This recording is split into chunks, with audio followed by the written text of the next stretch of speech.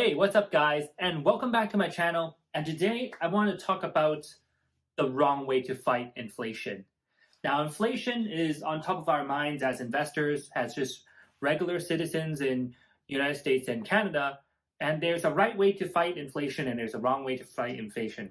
And if you go on the news every day, you'll see people saying that we should increase interest rates to fight inflation. And unfortunately, in my opinion, that is the wrong way to do it. So that's what this video is about. So let's quickly recap where we're at. So back in COVID, the economy was coming to a halt. So Fed decided to boost liquidity in the market and print a lot of money. So we see one of the biggest bull rally for a while, and S&P 500 went all the way to 480. And now Fed's saying, okay, we're done boosting the economy.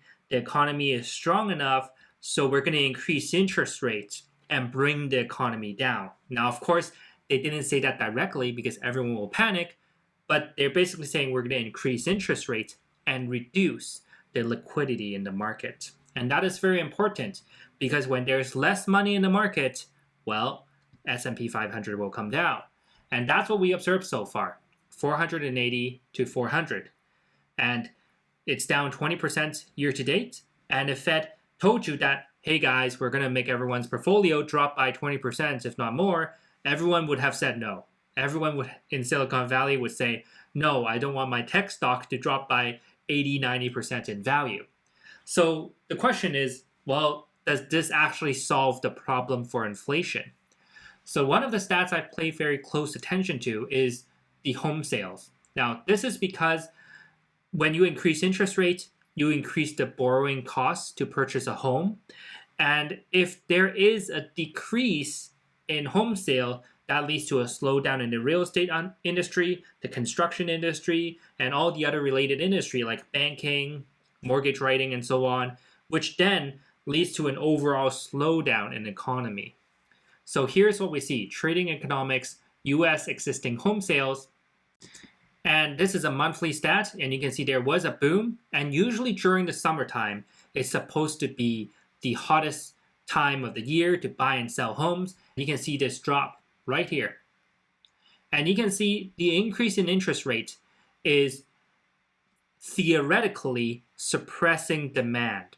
And what I mean by that is, let's say you have 100 people that want to buy a home because they are newlywed, they want to buy their first condo, first time home buyer, whatever, and interest rate increase. So they are not able to get the mortgage and they need to save for more down payments, so they can't buy that home at the existing price. Now, it seems like the demand is gone, right?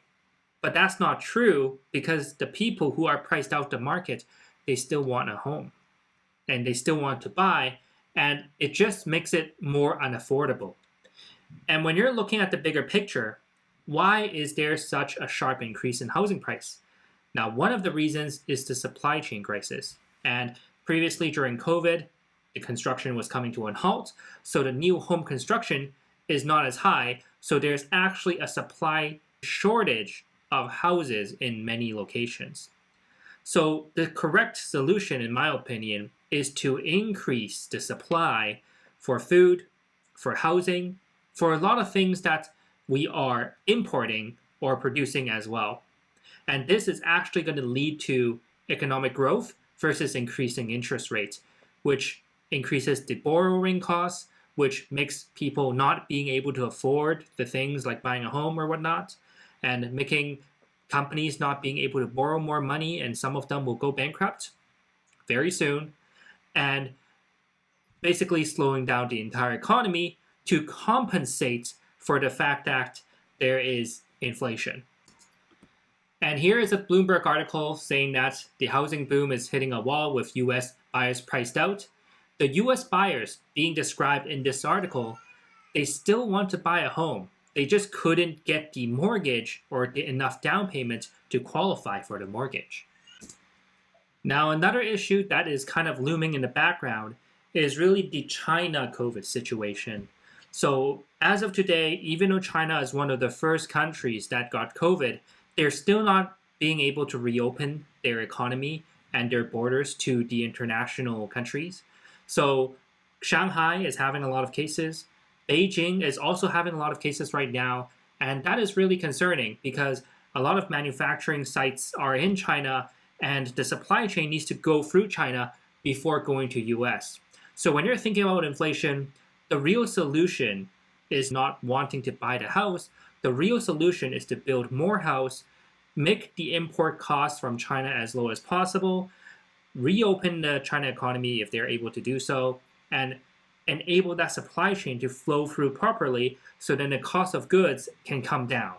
Because at the end of the day, you can go to the supermarket and you can see, a $5 pasta turns into a $10 pasta, and would you have preferred Powell to go like, hey, let's increase the interest rate by twice the amount so then, you will eat less pasta? Well, I don't think that's a solution because you want the pasta price to come back down to $5.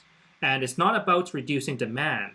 It's about addressing the supply chain issue that the entire world is facing. So now, is there any hope?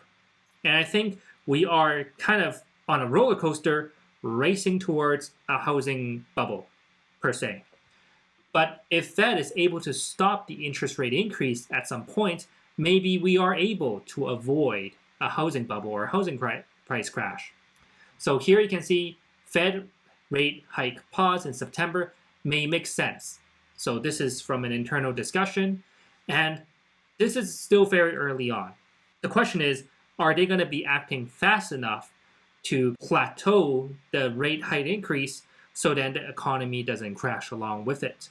And if they don't do that, then another crash will happen and they'll need to lower the rates again.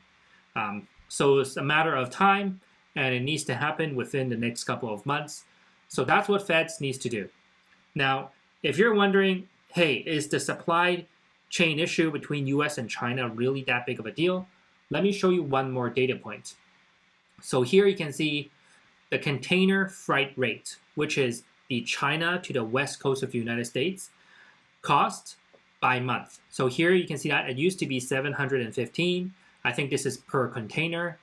If I just double check here, it doesn't say, but it should be per container. And you can see it skyrocketed after COVID because China shut down. They don't have the containers going back the other direction from US to China. So then it skyrocketed to 2,500 per container.